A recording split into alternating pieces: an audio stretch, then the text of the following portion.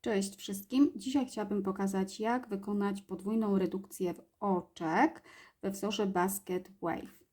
Będziemy te oczka z narzutami trzymać z przodu robótki. Pokażę Wam, jak to zrobić.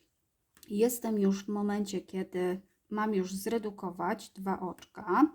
Przenoszę sobie pierwsze oczko z lewego drutu na drut do warkoczy i ściągając przy tym narzut, przenoszę również drugie oczko z drutu lewego na drut do warkoczy i również zdejmuję narzut.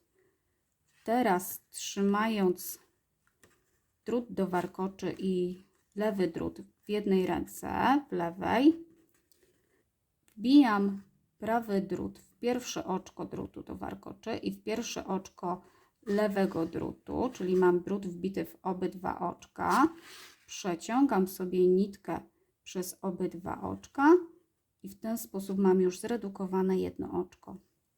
To samo robię z kolejnymi dwoma oczkami z obu drutów. Przeciągam nitkę przez obydwa oczka naraz i mam zredukowane kolejne oczko. Tak to wygląda. Jeszcze raz pokażę. Przenoszę pierwsze oczko na drut pomocniczy, zdejmując narzut. Przenoszę drugie oczko na drut pomocniczy, zdejmując narzut.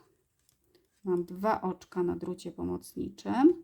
Przesuwam sobie je w ten sposób, aby były mniej więcej w tej samej pozycji jak na drucie lewym. Wbijam prawy drut w pierwsze oczko druta pomocniczego i w pierwsze oczko lewego druta. Przeciągam sobie nitkę przez obydwa oczka. Wbijam drut w obydwa oczka obu drutów i znów przeciągam nitkę.